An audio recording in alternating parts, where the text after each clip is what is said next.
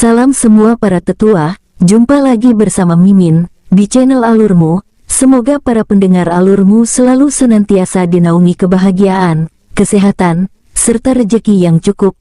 Oke, Mimin langsung lanjut ceritanya. Selamat mendengarkan, dan hidupkan imajinasi para tetua. Cerita pun dimulai.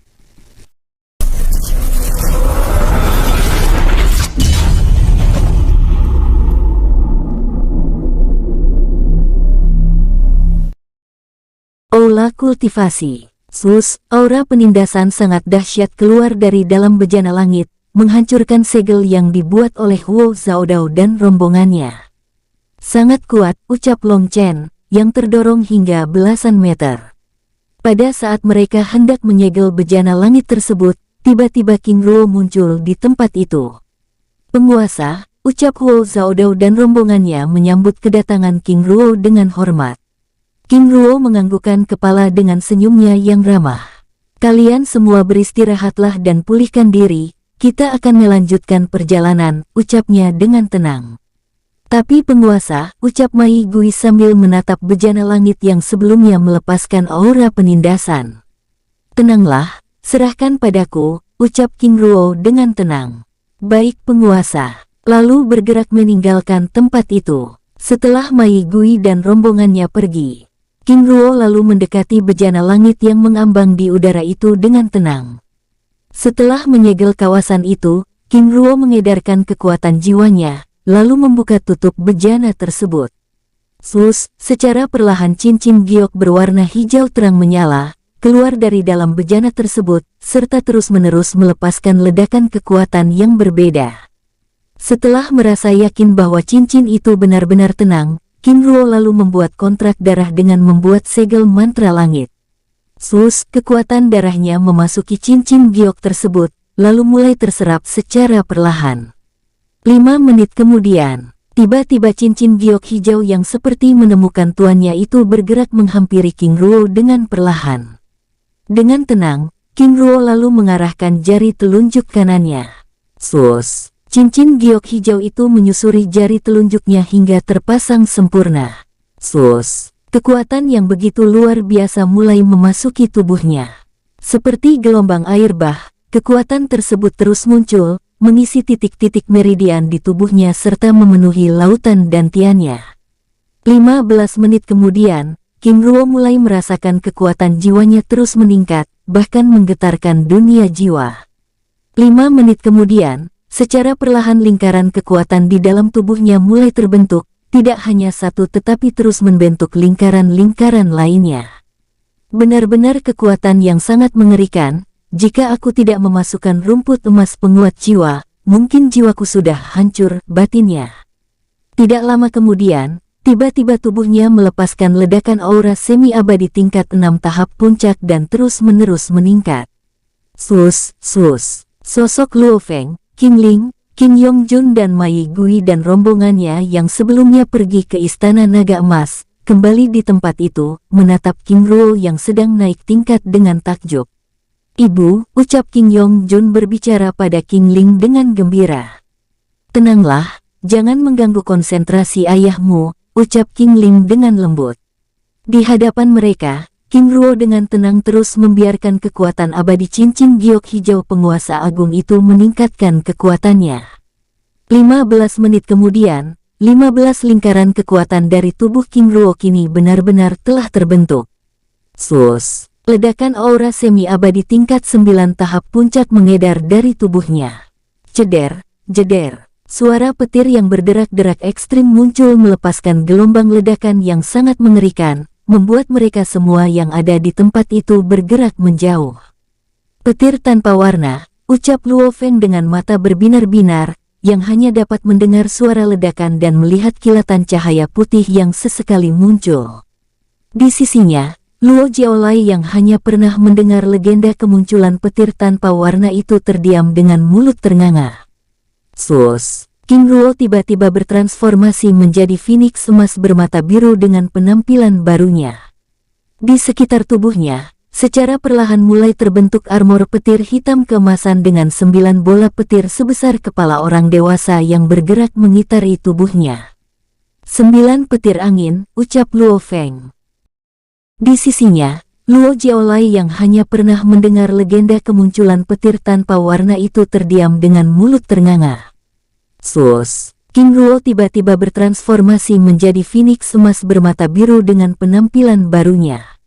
Di sekitar tubuhnya, secara perlahan mulai terbentuk armor petir hitam keemasan dengan 9 bola petir sebesar kepala orang dewasa yang bergerak mengitari tubuhnya.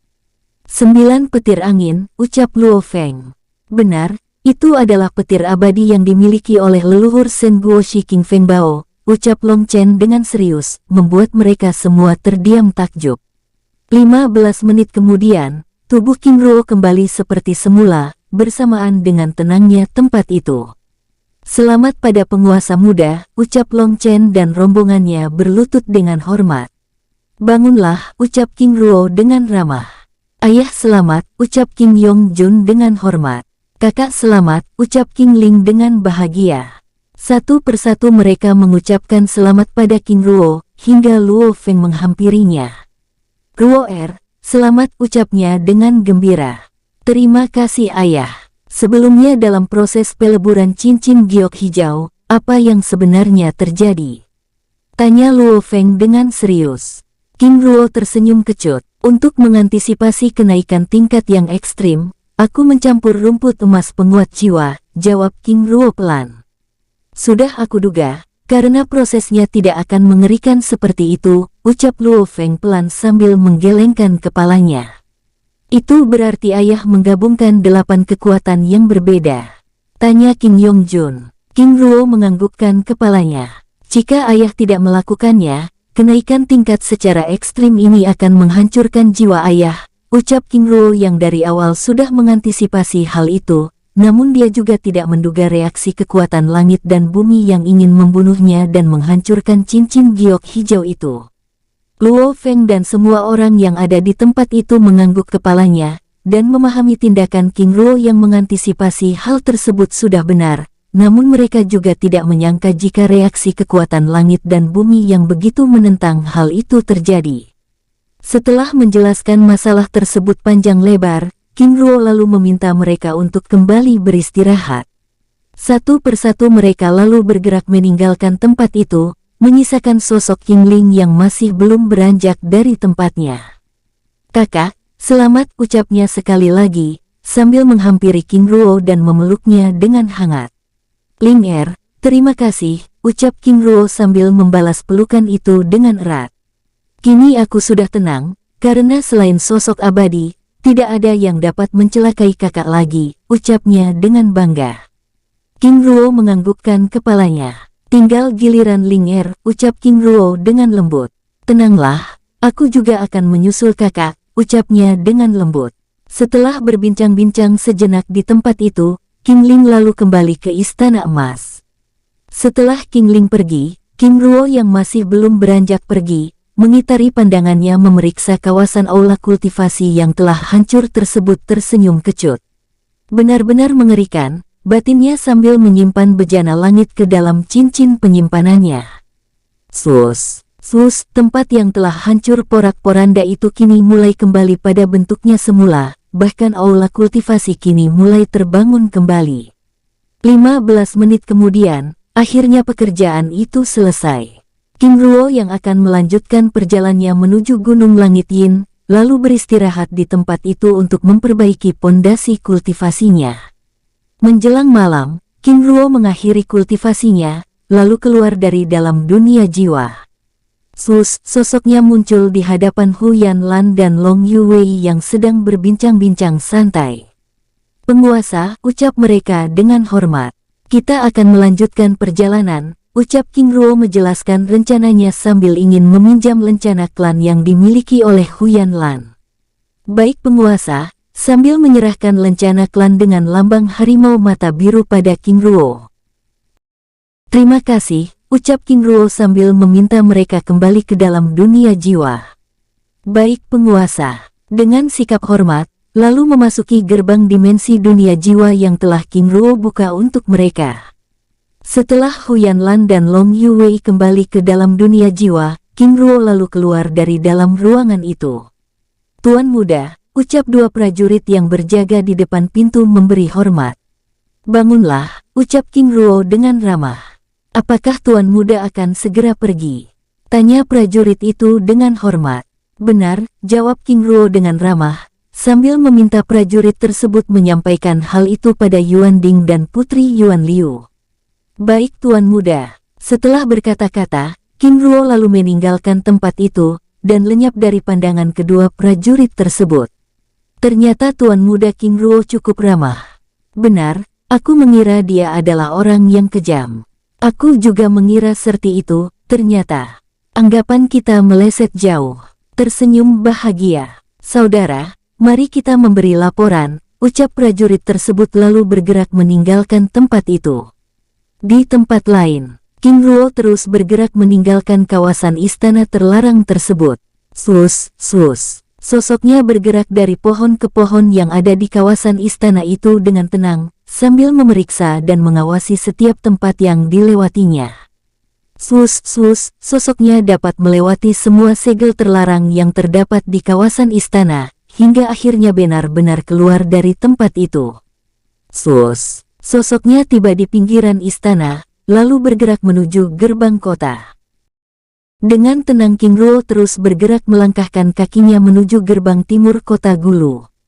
Tidak lama kemudian, King Ruo bertemu 5 murid klan Yin yang juga bergerak menuju gerbang timur. Dengan tenang, King Ruo lalu membuntuti mereka sambil mendengar perbincangannya. Saudara Numing, sudah 2 hari ini saudara Lin dan rombongannya menghilang tanpa kabar, ucap salah satu dari mereka, sambil melangkahkan kakinya dengan santai. Benar, senior Gu Hin bahkan meminta beberapa saudara lain untuk mencari mereka, ucap murid yang lain menanggapi. Saudara, apakah ini mungkin ada hubungannya dengan pihak tuan kota? Mengapa bisa demikian? Tanya Yin Numing dengan heran. Karena 2 hari yang lalu, mereka bertugas mengawasi kawasan istana terlarang, jawab pemuda itu menjelaskan. Itu tidak mungkin, karena selama ini Yuan Sui dan putrinya tidak pernah menentang hal itu. Yang patut kita curigai adalah kubu lain, ucap Yin Numing menyanggah. King Ruo yang terus berjalan mengikuti mereka, menyimak percakapan itu dengan seksama. Apakah yang mereka maksud itu kelima murid yang aku tawan di dalam dunia jiwa sebelumnya? Membantin. Sepanjang jalan, dari percakapan itu, King Ruo akhirnya menyimpulkan bahwa para murid klan Yin yang ada di kota Gulu memang mereka yang berasal dari kubu timur. Tiba-tiba kelima murid klan Yin itu menghentikan perbincangan mereka, dan menyadari keberadaan King Ruo yang mengikutinya. King Ruo yang menyadari tindakannya yang telah dicurigai memperlambat langkahnya. Untuk menghilangkan kecurigaan murid klan Yin itu, King Ruo lalu memasuki kedai sederhana yang ada di kawasan itu, membuatnya semakin menjauh dari kelompok tersebut. Di kedai sederhana, King Ruo lalu memesan minuman dan menikmati suasana malam kota Gulu di tempat itu dengan tenang. Di ujung meja yang ditempatinya, beberapa pemuda tampak sedang berbincang dengan serius. Saudara, menurut informasi yang aku dapatkan, putra pertama ketua Hongdi, Hong Yi telah tewas. Apakah benar demikian? Benar, aku bahkan baru saja kembali memeriksa kawasan klan Hong, dan sepertinya kabar itu ada benarnya, jawab pemuda itu dengan serius. Maksud saudara, saat ini klan Hong sedang mengadakan acara perkabungan, jawab pemuda itu dengan serius. Ini aneh, bukankah selama ini Hong Yi dikabarkan sebagai sosok yang tidak pernah keluar dari kota Gulu? Saudara benar. Itulah yang menjadi pertanyaan, karena bukan hanya Hong Yi yang tewas, tetapi 4 pemuda yang juga merupakan tuan muda klan Hong juga ikut tewas. Tidak jauh dari tempat duduknya, King Ruo mendengar percakapan para pemuda itu tersenyum kecut. Ternyata bocah tengil itu adalah putra dari seorang ketua. Batinnya sambil menikmati minumannya dengan tenang. Setelah berada di tempat itu cukup lama, King Ruo lalu melanjutkan perjalanan. Di jalanan kota, King Ruo lalu melangkahkan kakinya menuju klan Hong yang kebetulan satu arah dengan gerbang timur kota. Setelah berada di tempat sepi, King Ruo lalu bergerak dengan menggunakan perisai ilusi, dan terus bergerak hingga akhirnya tiba di klan Hong. Sosok melewati segel perlindungan dan muncul di atas benteng klan. Matanya yang tajam lalu mengawasi tempat itu dengan seksama. Ternyata yang dibicarakan para pemuda itu benar, ucapnya sambil mengeluarkan cincin penyimpanan yang berisi mayat Hong Yi dan rombongannya yang bunuh diri dalam restoran kota Gulu sebelumnya. Cincin penyimpanan itu melesat ke arah murid klan yang sedang berjaga. Saudara, seseorang melempar cincin ini, ucap murid itu terkejut. Benar, ucap murid lainnya, lalu meraih cincin tersebut dan memeriksa isinya. Apa? Dengan wajah pucat pasi, mengejutkan semua murid yang berjaga di tempat itu. Saudara, ada apa? Ini, dengan tangan bergetar, menyerahkan cincin penyimpanan itu pada murid lainnya. Ini tutuan muda, ucap murid yang menerima cincin itu dengan lutut bergetar. Kegaduhan di tempat itu membuat beberapa tertua tingkat tinggi yang sedang berjaga muncul. Apa yang kalian lakukan? Ucap tetua tersebut dengan kesal, karena para murid tersebut membuat keributan di dalam suasana perkabungan. Tetua, ini, ucap murid itu sambil menyerahkan cincin penyimpanan pada tetua tersebut, yang juga langsung membuatnya mematung. Saudara, ada apa? Tanya tetua lainnya dengan penasaran. Mari temui ketua, jawabnya sambil bergegas meninggalkan tempat itu. Sambil bergerak, para tetua lainnya mencoba menghentikan tetua tersebut. Saudara, jangan konyol, ketua sedang berkabung dan tidak ingin diganggu. Apakah saudara ingin membuatnya marah? Tanpa menjawab, tetua itu terus bergerak hingga mencoba menerobos para murid yang berjaga di depan pintu kediaman Hong Di, sehingga membuat kegaduhan di tempat itu. Lancang kau, teriak suara dari dalam kediaman itu dengan murka, sambil melepaskan tembakan tapak api hitam. Duar, ledakan dahsyat bergema, mengguncang keheningan malam itu. Menghancurkan gerbang kediamannya dan melempar sosok tetua tersebut. Sosok pria paruh baya muncul, menatap tetua tersebut dengan kemarahan menyala. Zhan Ye, apakah kamu ingin mati? Dengan tatapan tajam, tanpa menjawab, Zhan Ye yang terluka itu lalu melempar cincin penyimpanan yang ada di tangannya. Di tempatnya, Hong Di yang mendapat cincin penyimpanan itu tiba-tiba mematung. Uye, teriaknya murka, mengejutkan semua orang yang berada di kawasan itu. Zhan Ye, ucapnya meminta penjelasan. Ketua, aku juga mendapatkannya dari murid yang berjaga, mereka yang lebih tahu, ucapnya pelan, lalu undur diri meninggalkan tempat itu dengan tertatih. Hong Di yang merasa bersalah karena telah melukainya, lalu meminta beberapa tetua untuk menolongnya, namun Hong Zhan Ye menolak. Tidak perlu. Karena aku masih bisa berjalan, ucapnya dengan kesal. Tidak lama kemudian, beberapa murid yang menemukan cincin penyimpanan sebelumnya tiba di tempat itu. Apakah kalian yang menemukan cincin penyimpanan ini? Tanya Hong Di dengan tatapan penuh selidik.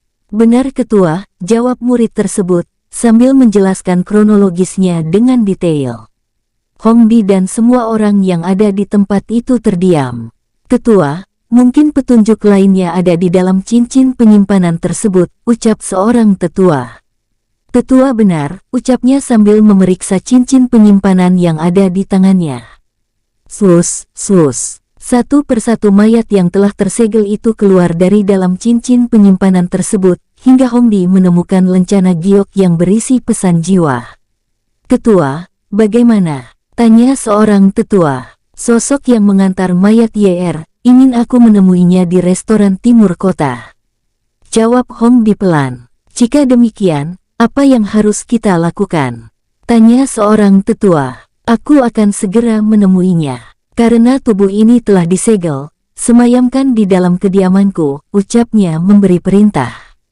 Baik ketua, jawab para tetua tersebut dengan hormat. Setelah Hong Di pergi, para tetua itu lalu bergerak, mengurus kelima mayat tersebut. Di atas benteng klan, King Ruo yang melihat Hong Di pergi dari tempat itu, lalu bergerak meninggalkan tempat persembunyiannya. Sosoknya bergerak, menjauh dari kawasan klan Hong untuk mendahului Hong Di.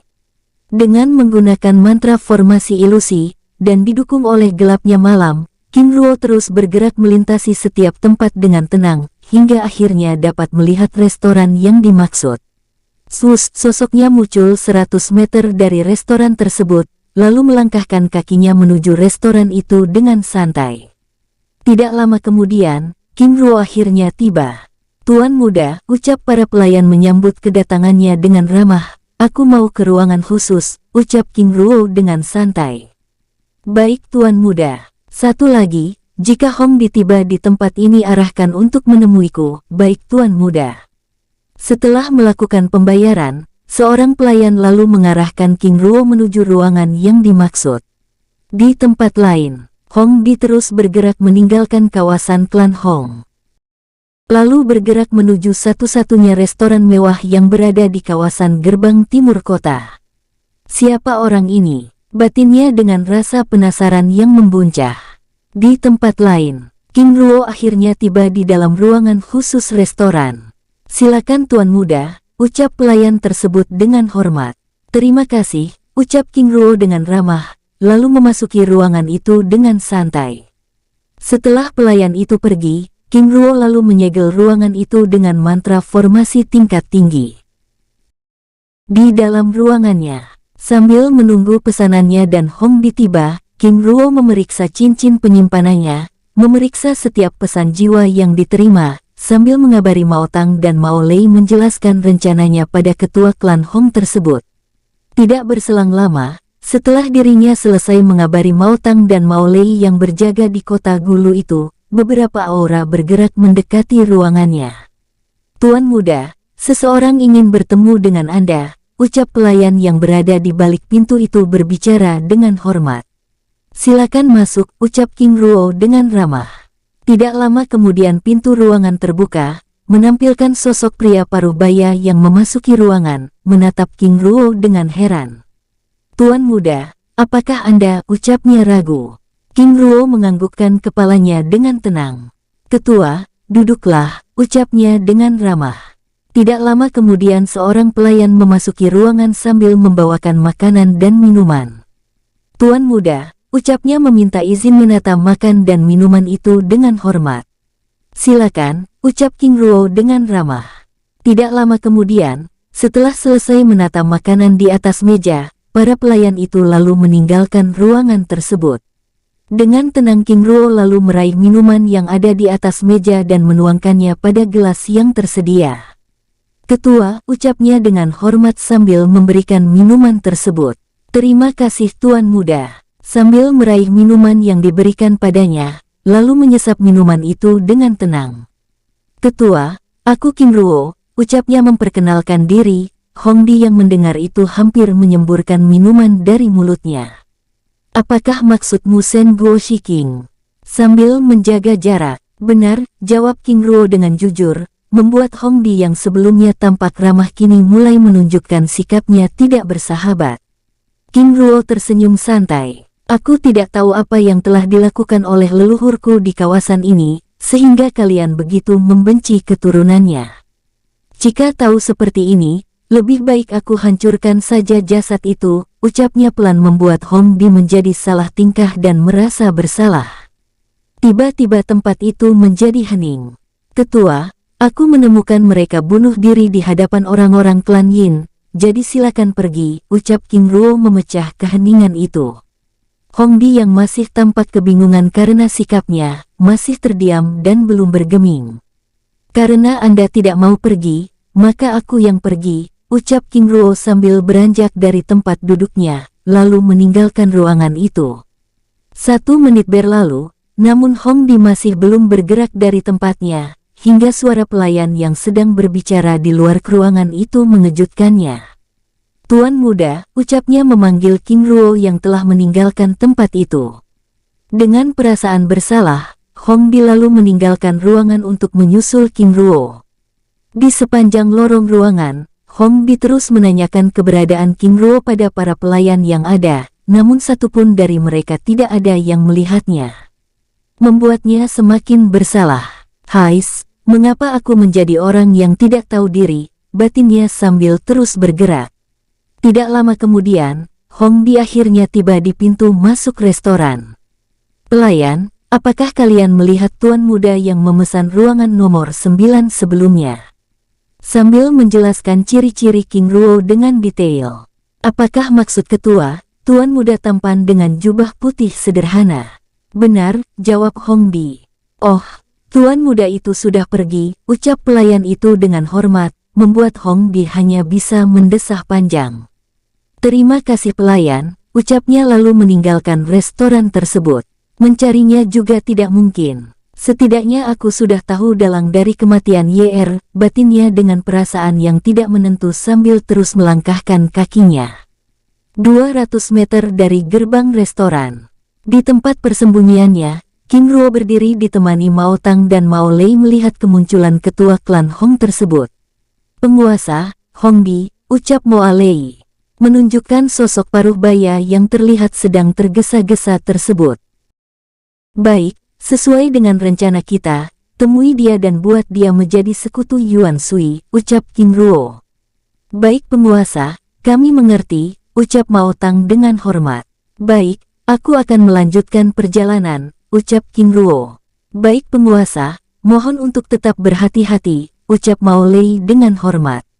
King Ruo menganggukkan kepalanya. Jaga diri kalian, sambil berlalu dari tempat itu. Setelah King Ruo pergi, Mao Tang dan Mao Lei lalu bergerak mendekati Hong Bi yang begitu tergesa-gesa tersebut. Ketua, ucap Mao Tang menyapa sosok paruh baya itu dengan ramah. Tuan-tuan, siapa kalian? Tanya Hong Bi dengan sikapnya yang kurang bersahabat.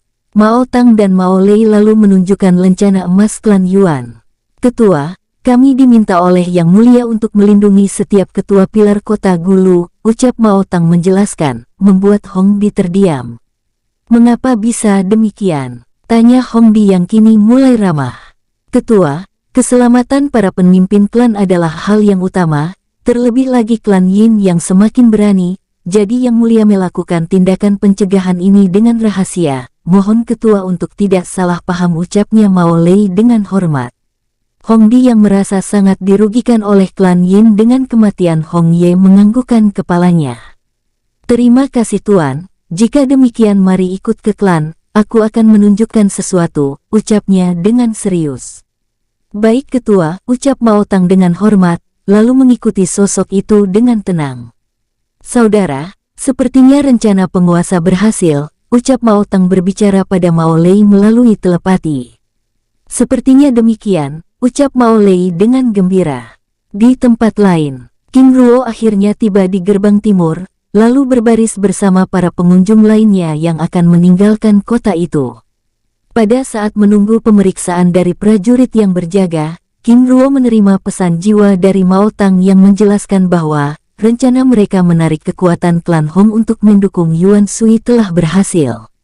Setidaknya satu persatu klan besar ikut bergabung, batinnya senang. Tidak lama kemudian, giliran King Ruo pun tiba.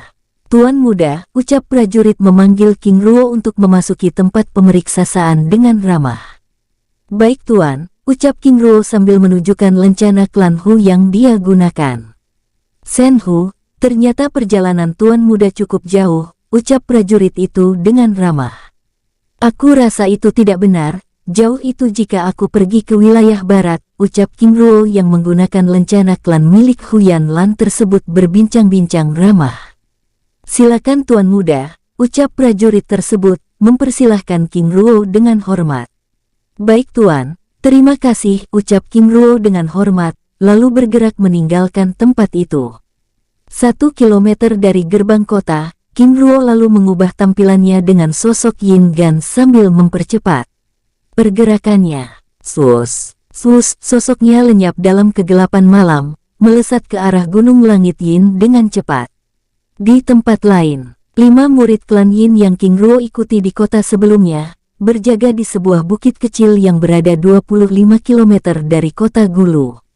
Di balik mantra formasi ilusi dan kegelapan malam, mereka berdiri dengan tenang, mengamati setiap pergerakan yang ada di kawasan itu dengan seksama.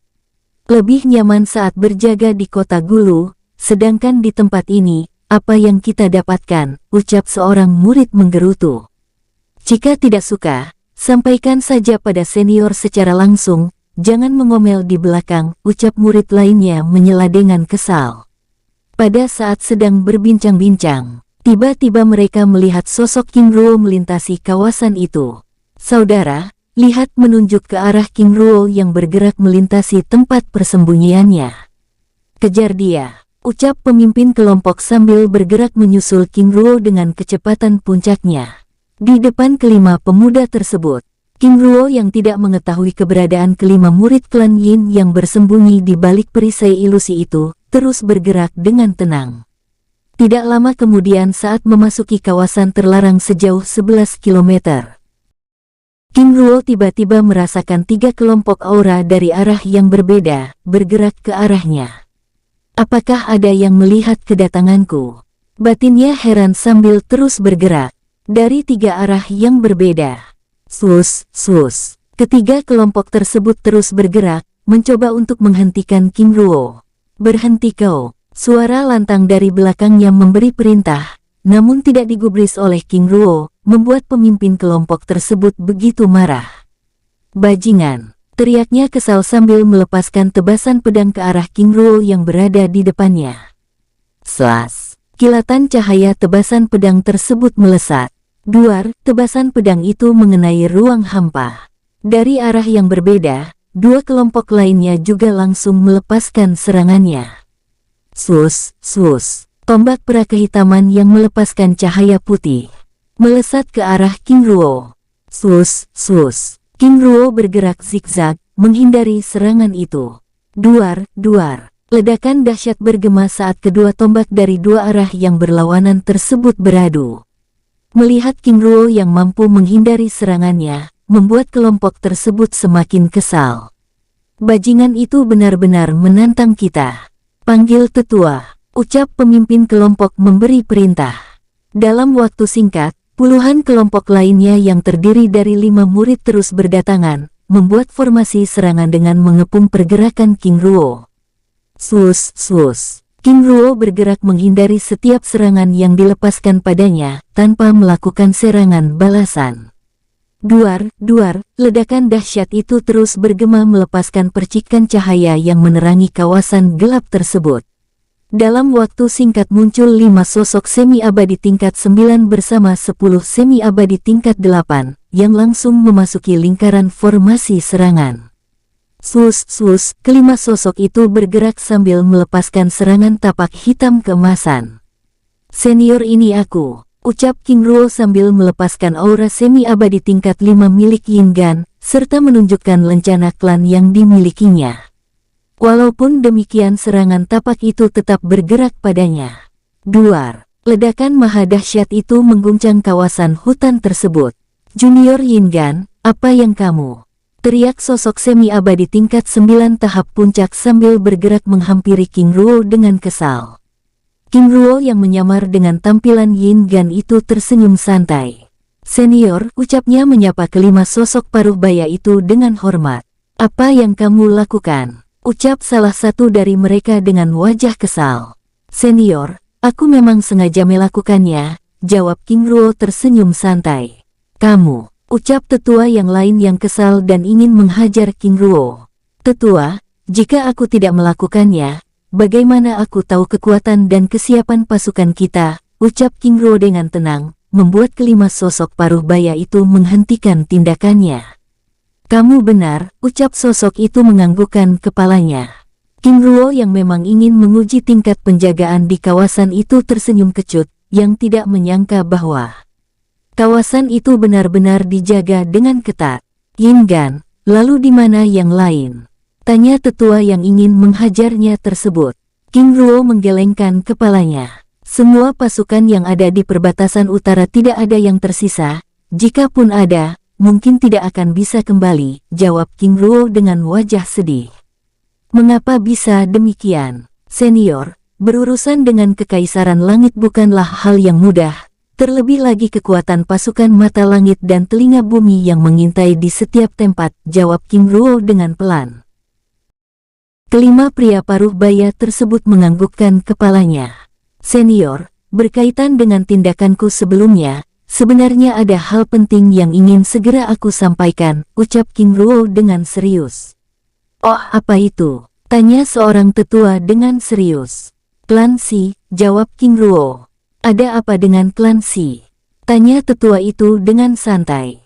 Mereka secara diam-diam telah melakukan pergerakan dengan mengambil kota dan klan yang berada di dalam jangkauannya, jawab King Ruo menjelaskan, membuat para tetua tersebut tersenyum santai. Biarkan saja, akan ada waktu di mana mereka akan lenyap tanpa sisa, ucap tetua tersebut dengan santai. Jadi selama ini, Yin Gan, kamu sudah terlalu lama di luar jadi tidak tahu perkembangan klan. Sudahlah, kita kembali ke klan dulu. Dan kalian semua kembali pada posisi kalian masing-masing. Baik tetua, bergerak meninggalkan tempat itu. Di belakang King Ruo, 3 kelompok yang mengejarnya masih belum beranjak pergi. Menatap King Ruo dan kelima tetua dengan kesal. Numing, bicaralah, ucap tetua tersebut dengan ramah. Apakah tetua yakin dengan sosok ini? Menatap King Ruo dengan tajam. King Ruo yang sebelumnya tampak ramah tiba menjadi murka. Kamu, ucapnya dengan wajah memerah. Plak, suara tamparan keras tiba-tiba melempar sosok Yin Numing hingga puluhan meter. Tidak hanya itu, King Ruo yang tampak begitu marah tersebut juga menamparkan para pemuda lainnya. Plak-plak, tamparan kerasnya melempar para pemuda tersebut ke berbagai arah. Sus, King Ruo bergerak menghampiri sosok Yin Numing dan mencengkeram lehernya. Yin Gan, cukup, ucap seorang tetua senior, semua saudaraku telah mati dan satu pun tidak ada yang kembali, tetapi bocah ini menjeda kata-kata sambil, uye, teriaknya murka sambil melempar tubuh Yin Numing dengan keras. Sus, sosok Yin Numing yang merupakan kultivator semi-abadi tingkat 5 itu terlempar dengan ekstrim hingga menghantam pohon-pohon raksasa dan merobohkannya. Dengan mata berkilat, King Ruo menatap para pemuda yang tersisa. Hari ini adalah hari keberuntungan kalian, tetapi tidak lain kali. Lalu meninggalkan tempat itu dengan kesal. Setelah King Ruo pergi, salah satu dari sosok itu menceramahi murid tersebut dengan kesal. Kalian ini benar-benar mencari masalah, ucap tetua itu menggelengkan kepalanya. Tapi tetua, ucap seorang pemuda dengan ragu. Tidak seharusnya kalian bersikap seperti itu. Lain kali jangan mengusiknya. Baik tetua, sambil menundukkan kepalanya. Satu hal yang harus kalian pahami. Selama bertahun-tahun dia mengalami kesulitan, berjuang dengan susah payah hingga dapat kembali di tempat ini adalah hal yang begitu luar biasa. Selain itu statusnya juga masih sebagai tetua tingkat rendah. Tetapi sikap kalian benar-benar keterlaluan, ucap seorang tetua menggelengkan kepalanya, menatap Yin Numing yang telah berkumpul bersama kelompoknya dengan kesal. Tetua, mohon izin berbicara, ucap Numing bersikeras sambil menahan rasa sakit yang masih bergelayut di wajahnya. Bicaralah, tetua, di kota Gulu sebelumnya, ada pemuda dengan pakaian yang sama memata-matai kami. Jadi kami curiga jika tetua Yin Gan adalah orang yang sama, ucap Yin Numing. Benarkah? Benar tetua, kami sangat yakin, ucap murid yang lain, membuat kelima tetua itu saling berpandangan. Jika demikian, biar masalah ini kami yang menangani. Kalian kembalilah, ucap tetua tersebut dengan ramah. Baik tetua, jawab para pemuda itu lalu bergegas pergi. Saudara Lun, apa yang harus kita lakukan? Tanya seorang tetua dengan serius. Saudara Kun, yang bisa kita lakukan saat ini adalah dengan melakukan penyelidikan. Tetapi lakukan dengan diam-diam, jawab Yin Lun dengan serius. Baik, karena masalah ini hanya kita yang tahu, jadi mohon kerjasamanya untuk menyelidiki masalah ini dengan benar. Lakukan secara diam-diam dan tenang, jangan sampai dia mengetahui tindakan kita, ucap Yin Kun. Baik, jawab tetua lainnya lalu bergegas pergi. Di tempat lain, King Ruo yang menggunakan tampilan Yin Gan, terus bergerak menuju kawasan puncak Gunung Langit Yin. Dengan teknik perubahan bintang dan ikatan rantai jiwa, secara garis besar King Ruo dapat mengetahui kawasan itu dengan benar. Sosoknya terus bergerak, hingga akhirnya dapat melihat 2 pilar emas raksasa yang memancarkan cahaya terang. Gerbang Gunung Langit Yin, batinnya sambil mempercepat pergerakannya. Gunung Langit Yin adalah sebutan umum oleh mereka yang berada di kawasan gerbang es hitam, namun sebenarnya tempat itu adalah kumpulan 5 gunung raksasa dengan gunung utama yang terletak di tengah keempat gunung lainnya. Gunung timur disebut dengan puncak Dongyin, gunung barat disebut dengan puncak Xiyin, gunung utara disebut puncak Beiyin, gunung selatan disebut dengan puncak Nanyin dan gunung utama dengan puncak Zhu yang merupakan tempat berdirinya istana gerbang es hitam. Dengan puncaknya yang menyentuh awan.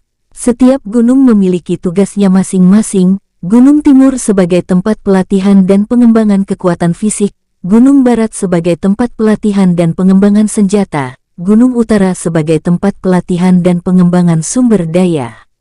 Seperti pembuatan pil dan teknik pengobatan, gunung selatan tempat pelatihan dan pengembangan ahli mantra formasi, sedangkan gunung utama, selain sebagai tempat pusat pemerintahan, juga pusat pengembangan diri para murid jenius. Dari jauh, King Ruo yang terus bergerak melewati wilayah terlarang, hingga akhirnya tiba di kawasan pintu gerbang klan.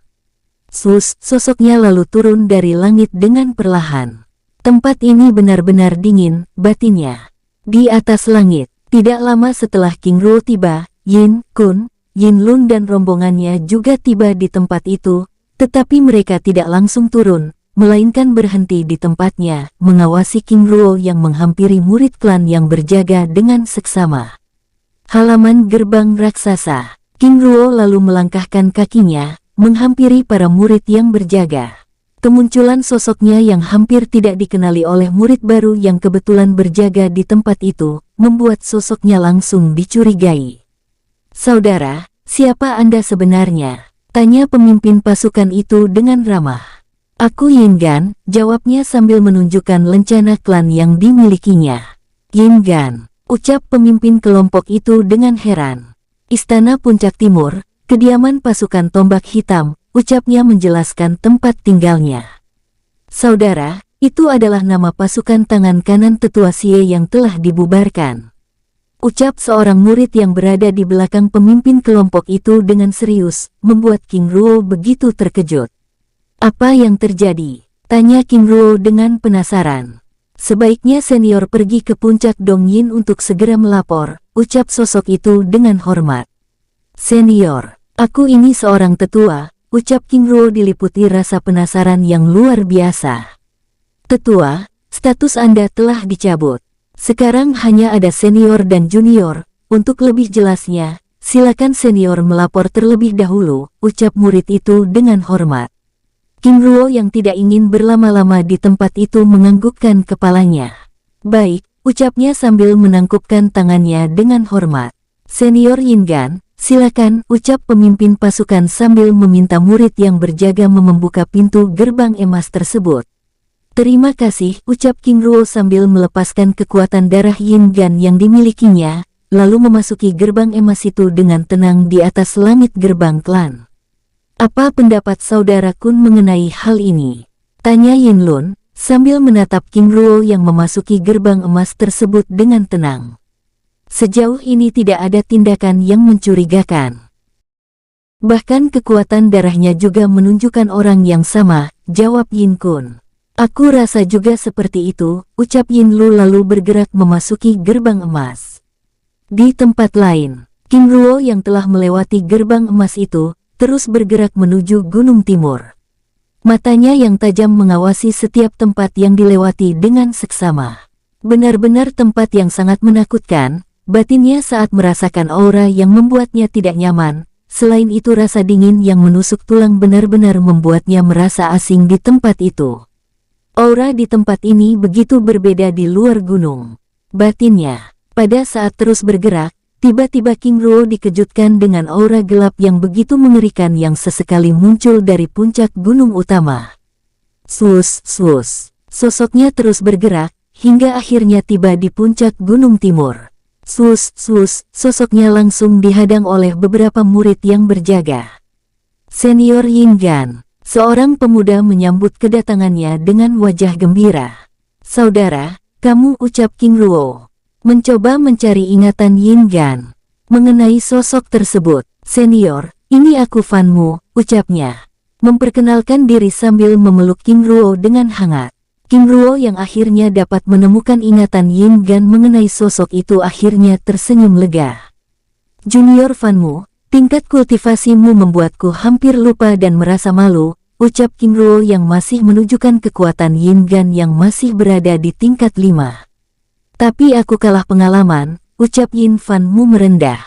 King Ruo hanya menggelengkan kepala, menatap sosok yang begitu ramah padanya itu tersenyum kecut. Senior, silakan, ucapnya dengan ramah mempersilakan King Ruo memasuki kawasan puncak Gunung Timur. Fanmu, sebenarnya ada yang ingin aku bicarakan, apakah kamu punya waktu? Tanya King Ruo dengan serius. Besok pagi kebetulan aku tidak bertugas, aku akan menunggu di kediamanku, jawabnya dengan hormat. King Ruo menganggukkan kepalanya. Baik Junior, lalu bergerak menuju istana puncak Dongyin. Dengan tenang, King Ruo terus melangkahkan kakinya menuju istana megah yang berdiri di atas puncak gunung timur tersebut. Matanya yang tajam terus mengamati setiap tempat yang dilewatinya serta menghubungkan pengetahuan yang diperoleh dari ingatan Yin Gan. Tempat ini benar-benar berbeda, batinnya saat merasakan aura yang begitu menenangkan pikirannya. Tidak lama kemudian, King Ruo akhirnya benar-benar memasuki kawasan istana puncak, lalu menuju aula misi. Kemunculan sosoknya di tempat itu menarik perhatian para junior dan senior yang mengenal Yin Gan dengan baik. Mereka begitu ramah dengan menyapa dengan hangat, namun sebagian di antara mereka yang tidak dikenalinya menatapnya dengan penuh kebencian, membuat King Ruo semakin penasaran dengan perubahan besar yang terjadi di klan itu. Sambil menghiraukan tatapan kebencian itu, King Ruo akhirnya tiba di aula misi dan melaporkan kedatangannya. Saudara Yin Gan, akhirnya kamu kembali. Di mana yang lain? Tanya gadis yang bertugas di tempat itu dengan tatapan penuh selidik.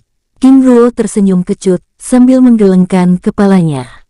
Saudari, itu adalah laporanku pada tetua, dan aku juga ingin secepatnya mendapatkan panggilan untuk menghadap.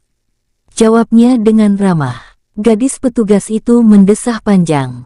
Saudara, banyak hal yang telah berubah jadi mohon untuk berhati-hati, ucapnya berbicara melalui telepati dengan serius. Terima kasih, ucap King Ruo dengan ramah.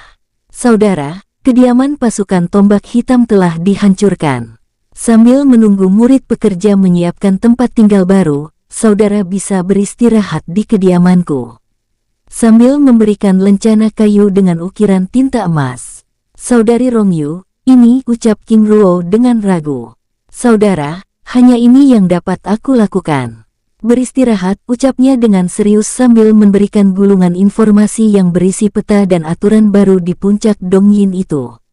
King Ruo yang tidak ingin berdebat dengan gadis itu menganggukkan kepalanya, lalu meraih lencana kayu dan kitab informasi tersebut. Terima kasih, ucap King Ruo dengan hormat, lalu meninggalkan tempat itu. Setelah King Ruo pergi, Yin Rongyu lalu memanggil beberapa murid klan untuk mempersiapkan kediaman baru untuk King Ruo. Saudara Yin Gan, mengapa harus kembali? Batinnya dengan perasaan sedih, lalu kembali bekerja.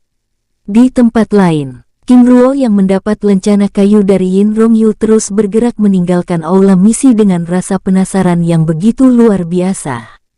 Terlebih lagi tatapan sinis dari beberapa murid yang berjaga membuatnya semakin tidak nyaman di tempat itu.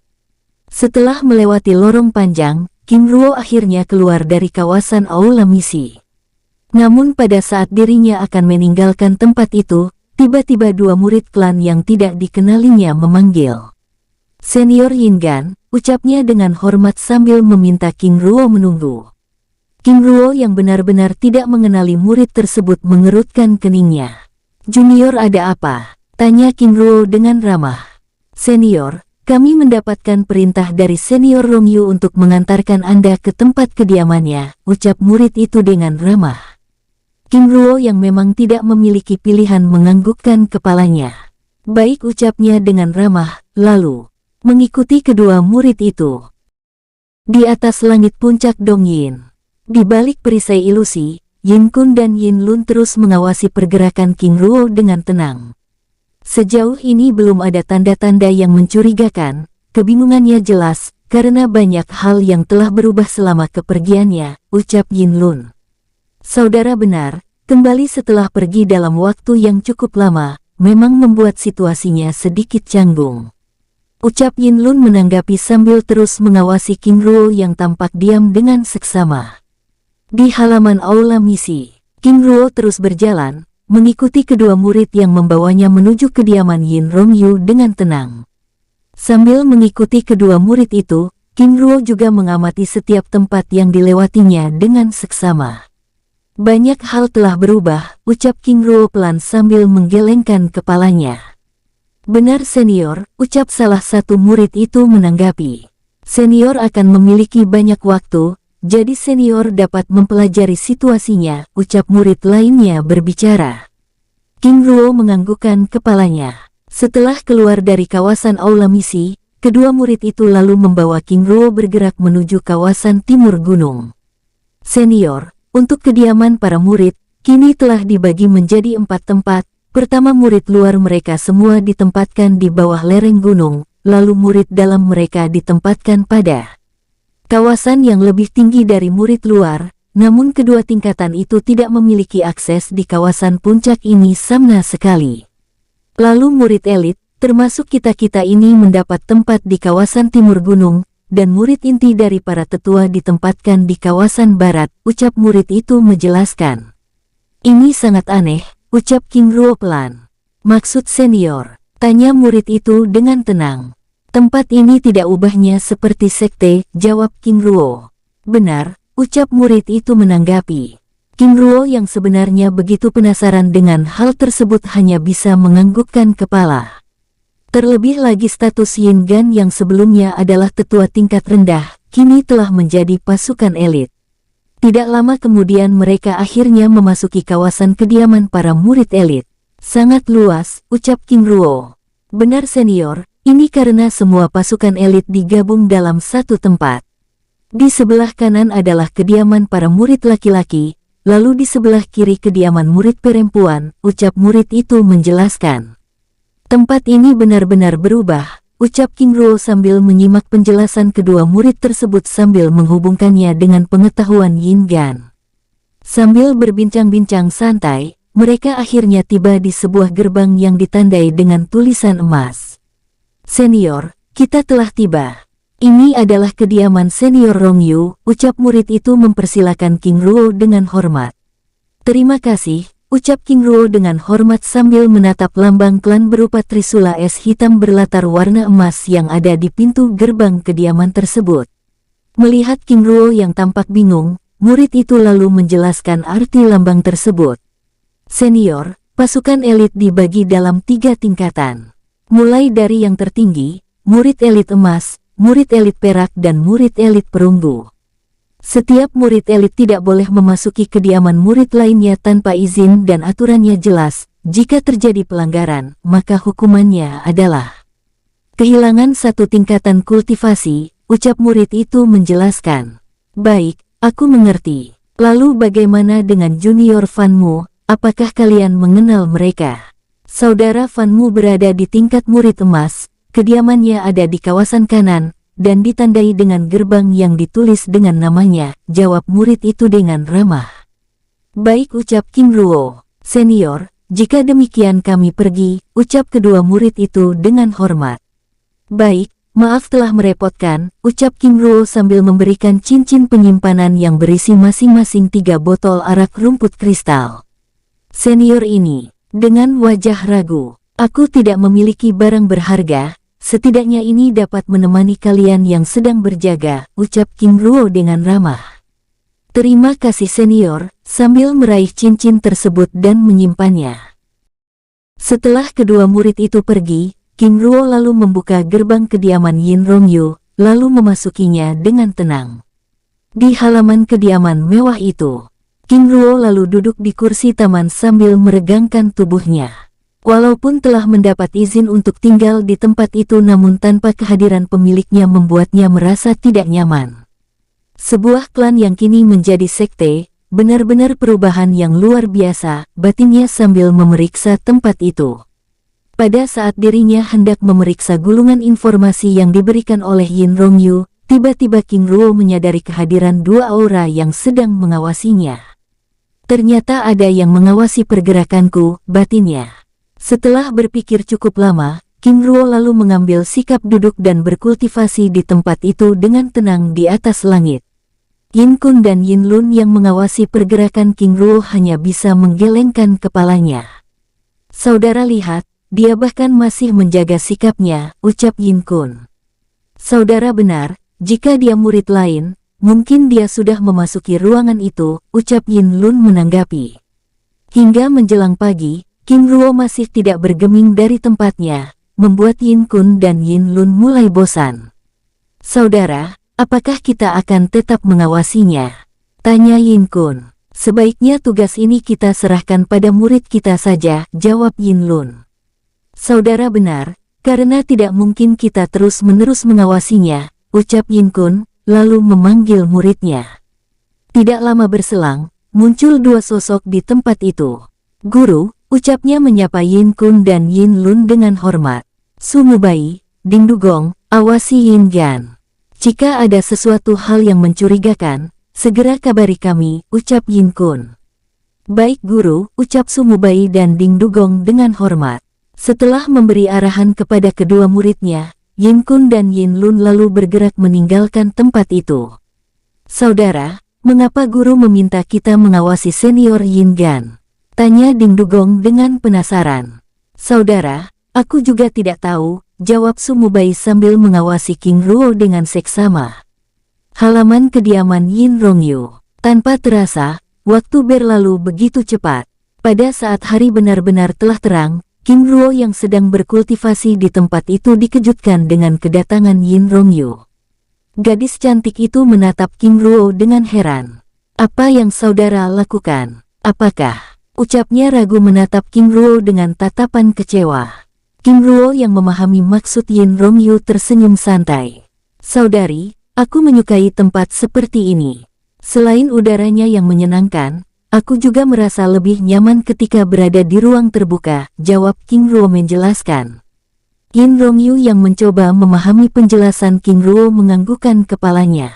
Maaf telah berburuk sangka, ucapnya sambil membawa King Ruo memasuki kediamannya tersebut. Dengan tenang King Ruo lalu mengikuti sosok itu.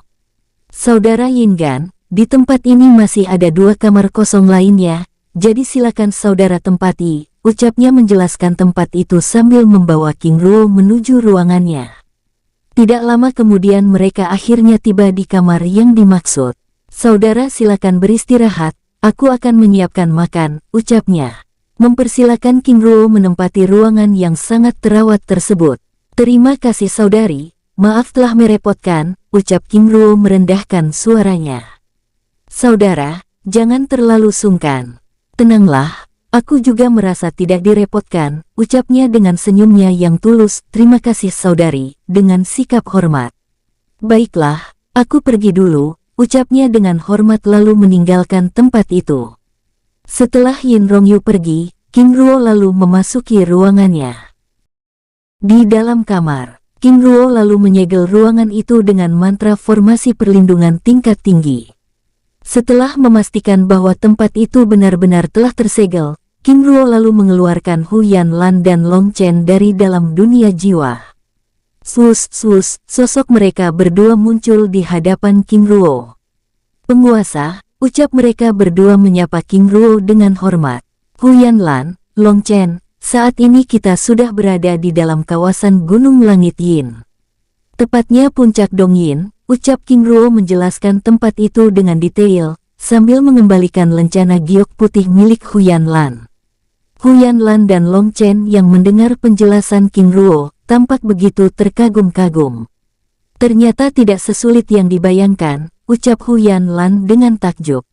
King Ruo menganggukkan kepalanya. Kawasan luar memang sangat ketat, aku bahkan telah menguji pengawasan di wilayah tersebut, ucap King Ruo menjelaskan tindakan yang sebelumnya, yang dengan sengaja membuat keributan di kawasan luar gunung tersebut dengan detail. Selain itu, King Ruo juga menjelaskan situasi di klan Yin yang kini benar-benar telah berubah. Walaupun Gunung Langit Yin adalah kediaman klan Yin, tetapi status tempat ini telah berubah menjadi sekte. Selain itu, ternyata ada banyak semi-abadi tingkat 9, ucap King Ruo menjelaskan, membuat Hu Yanlan dan Long Chen ternganga. Lalu penguasa, bagaimana dengan rencana kita? Rencana akan tetap berjalan. Kita akan bergerak setelah aku selesai melakukan penyelidikan, ucap King Ruo. Baik penguasa. Setelah berbincang-bincang sejenak di tempat itu, King Ruo lalu memasuki dunia jiwa. Pandangan Hu Yanlan dan Long Chen. Sosoknya lenyap dari menyisakan bola emas mengambang yang melindungi cahaya biru kemasan yang merupakan cahaya dunia jiwa. Saudara, mengenai perubahan informasi ini, apa yang harus kita lakukan? Tanya Hu Yanlan dengan serius. Yang perlu kita lakukan saat ini adalah mempersiapkan diri untuk menghadapi kemungkinan yang akan terjadi. Mengenai rencana dan pergerakan, kita serahkan sepenuhnya pada penguasa, jawab Long Chen dengan serius. Baik, ucap Hu Yanlan lalu berjaga di tempat itu. Di atas langit kediaman Yin Rongyu, Su Mubai dan Ding Dugong yang ditugaskan untuk mengawasi King Ruo di tempat itu, tampak begitu terkejut saat aura King Ruo yang telah mereka tandai, tiba-tiba lenyap dari pengawasannya. Saudara, auranya telah lenyap dari tempat itu, ucap Ding Dugong dengan wajah serius.